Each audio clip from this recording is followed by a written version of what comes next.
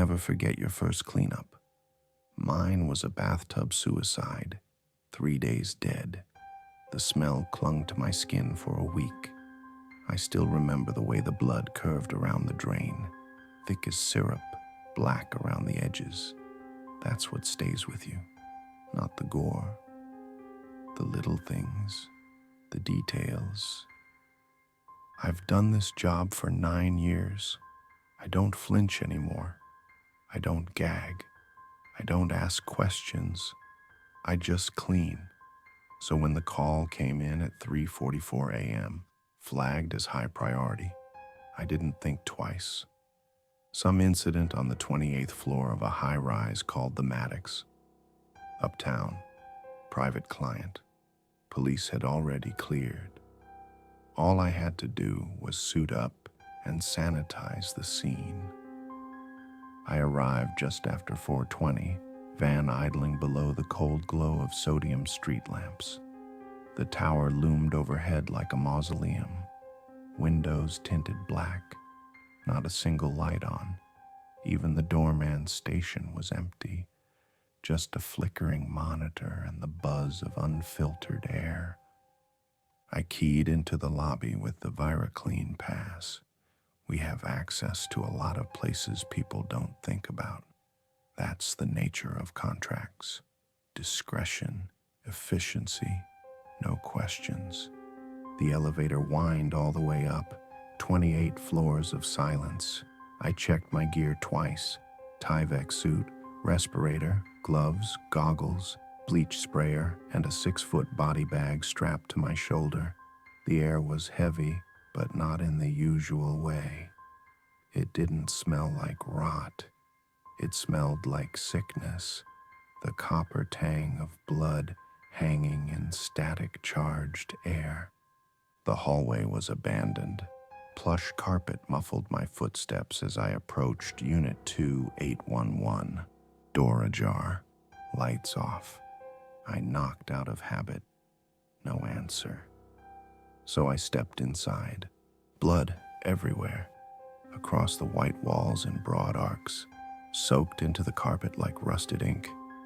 A body lay face down in the center of the living room, limbs twisted like a broken marionette, skin gray, slack, hair soaked in congealed red, no weapon nearby, no signs of struggle, just mess. I worked methodically, snapped photos for the report, logged timestamps, began misting the air with enzyme spray to soften the stains. The silence was so complete I could hear my own heartbeat under the mask. Then I saw it, the closet. Duct tape sealed the edges, dozens of overlapping layers like someone had panicked and kept going until the roll gave out. The doorknob was bent inward. Something inside had tried to get out. I should have backed off, called my supervisor, but I dealt with hoarders, lunatics, even the occasional squatter hiding in walls. I'd seen worse. I peeled the tape. Strip by strip, the door creaked. A hand shot out. It hit me in the chest and knocked me back into the couch. My respirator cracked against the frame. The thing, man, that tumbled out looked half dead. Skin slick with gore, eyes milk white and leaking from the corners. His mouth was sewn shut, but broken open in places, blood pouring down his chin. He didn't groan, didn't moan, just thrashed, clawed at me with bone-white fingers. I grabbed the handle of the mop bucket and swung hard. His skull cracked like rotten wood. He went limp. I stared down at him, panting through the filter. The mouth was stitched with surgical thread, still frayed. His chest rose and fell in short, wheezing spasms. Still alive? No, that wasn't breathing.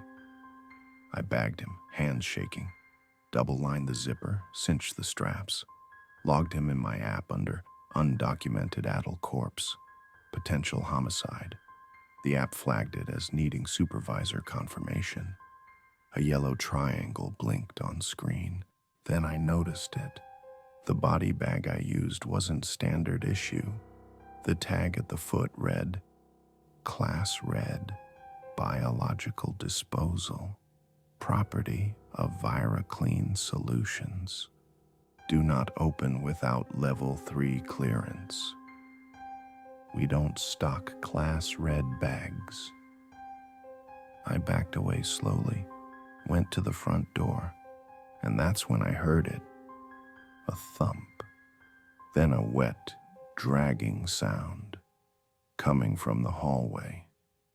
I cracked the door and peered out. Bodies, half a dozen of them, staggering down the corridor in jerky, unnatural movements. Blood leaking from eyes and noses, mouths torn open or sewn shut. Some had remnants of hospital gowns. One wore a janitor's badge. Their eyes had the same milky haze as the one I'd just bagged. One turned toward me, sniffed the air. No scream, no rage, just hunger. Then it charged. I slammed the door and threw the bolt. Another impact hit seconds later, and another. Something on the other side began scraping, like fingernails down wood. I backed away, heart in my throat, eyes darting around the apartment. Balcony, no access, windows sealed, no phone signal. My van's GPS had cut out the moment I arrived. Emergency call, no service. I was trapped, alone, with them. The body bag twitched. I turned. The zipper was splitting open from the inside. My fingers closed around the wrench hanging from my belt. My palms were slick inside the gloves. The bag burst, and the corpse rose. You don't think, not when it's fight or die. You react. The second the bag tore open and that corpse sat up, head canted, stitches torn, I didn't wait. I brought the wrench down on its skull hard enough to spray blood across the ceiling.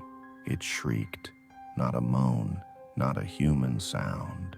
Something sharp and wet, like metal being dragged through flesh. I hit it again, and again. It didn't stop moving. The power cut out mid-swing.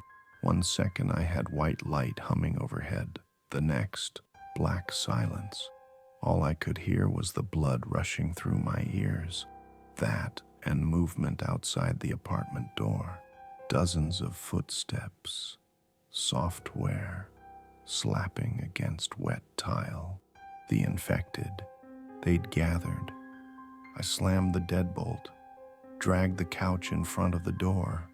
Every instinct in my body told me to run, but there was nowhere to go. My hands shook. My suit was torn at the arm from the scuffle.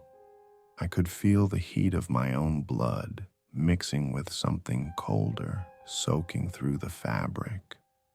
I checked the wound, scratch, deep. Not a bite, yet. The kind that swells and aches within minutes, already pulsing. I needed to stop the bleeding. I needed to find a way out. The apartment belonged to someone rich. Not just rich, government contractor rich.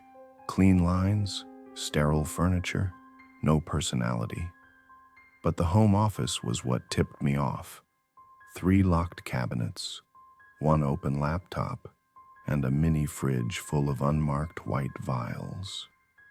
On the desk was a black badge with red lettering, ViraClean Solutions, Internal Services Division.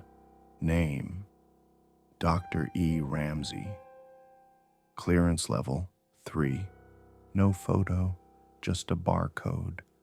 The laptop was still unlocked. Emails filled the screen. heavily redacted chains with strings of numbers and phrases that made my stomach clench. Initial release performed with 93% accuracy. Subjects showing increased mobility, necrotic retention stable. Cleaner response within acceptable loss range. Then one email that hit like a brick to the chest. 2. All class red supervisors. From this point on, field agents are not to be informed of test site parameters. Let the scenario unfold organically.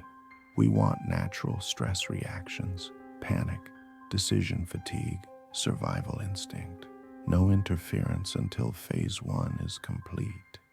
If agents reach above floor levels, implement lockdown protocol. I backed away from the desk slowly.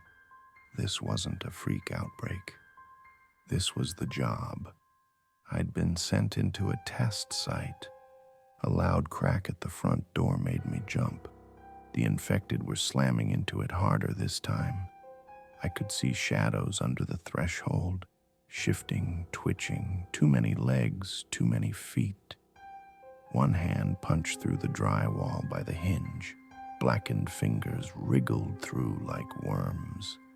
I grabbed the sprayer, normally for enzyme breakdown, and aimed at the wall. Bleach foam hit the flesh. The thing screamed again, pulled back. It was still feeling pain. I twisted the nozzle wide and sprayed everything around the door, then bolted down the hallway into the master bedroom. Slid the bed aside, nothing underneath. Closet full of coats, a maintenance hatch low near the floor. I kicked it open. An access crawl space, vents and wires. It was either that or die in this room. Crawling through the walls of an apartment complex is like squeezing through the bones of a dying animal. Hot, tight, smelling of rat piss and insulation.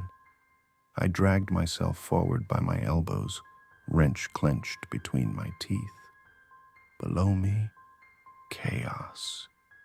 I could hear them in the halls, screaming, biting, tearing. Sometimes they didn't even sound dead anymore.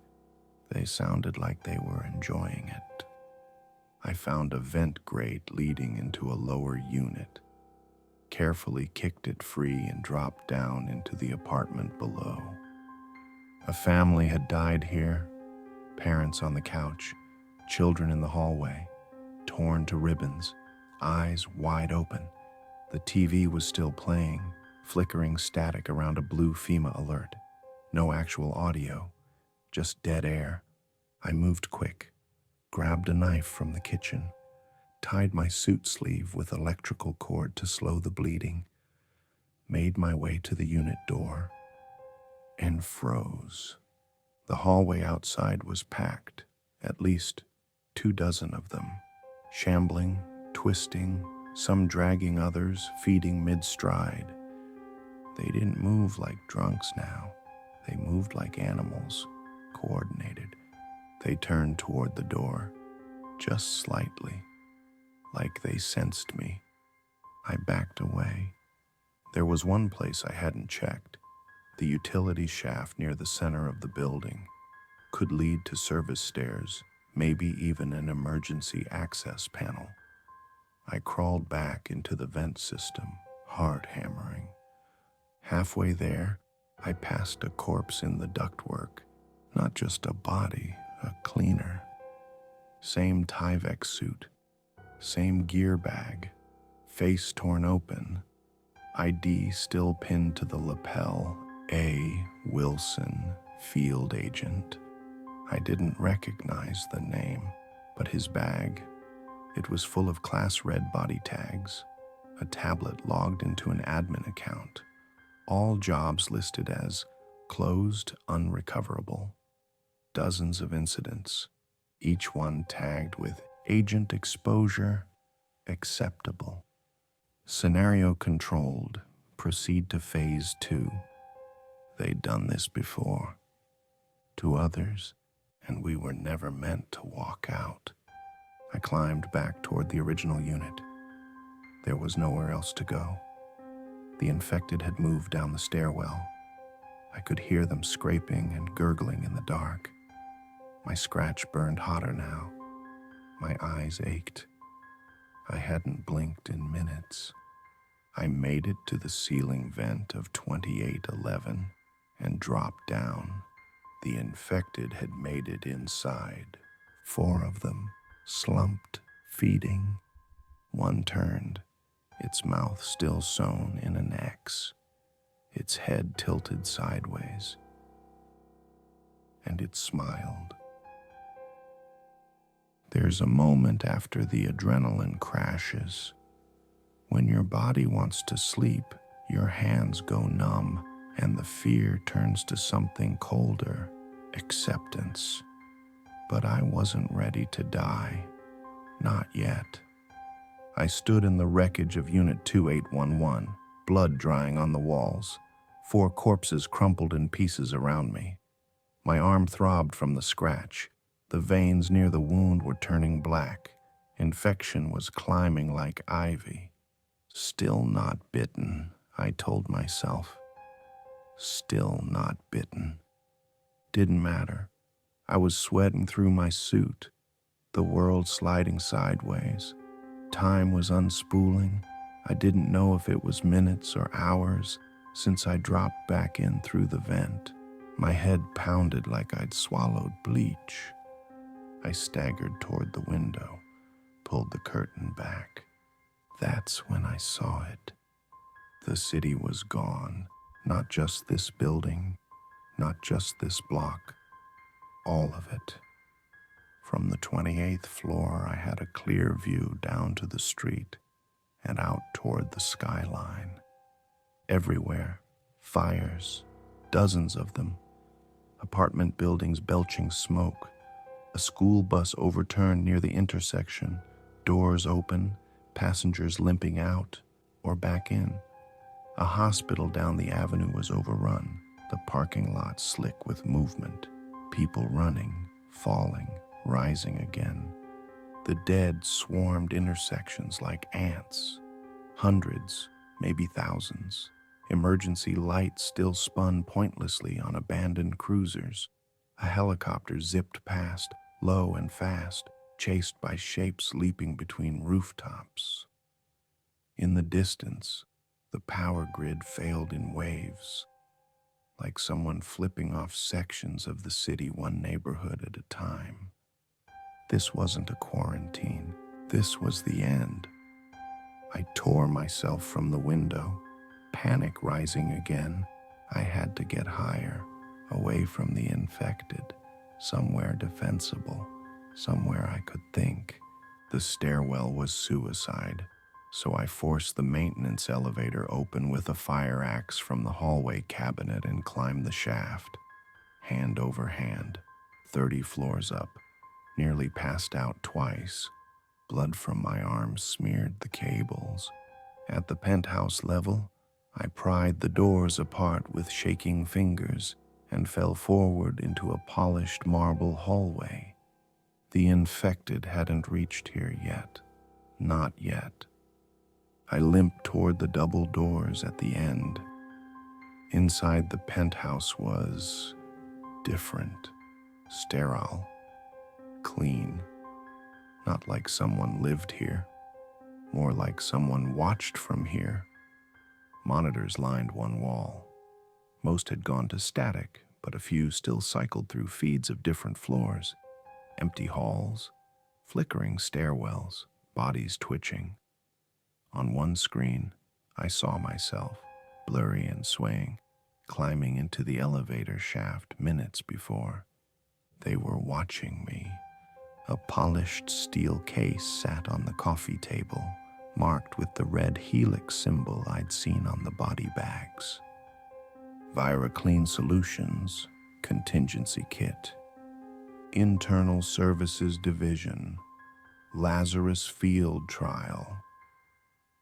Phase 1, complete. Inside, medical supplies, oxygen tanks, an emergency tablet, and a sealed envelope. I opened it with fingers that barely worked. If you are reading this, congratulations. You have survived the exposure window.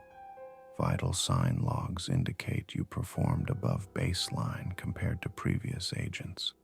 Your response to trauma, containment improvisation, and psychological endurance have been noted for further study. Please remain in this safe zone. Retrieval is pending. Do not attempt to leave. Underneath the envelope, a sticky note with a handwritten message. Cleaner 9, your sacrifice improves future protocols. Sacrifice. That's what this was. Not a mistake, not a leak, a test. They were never going to rescue us. We were part of the trial. We were the data.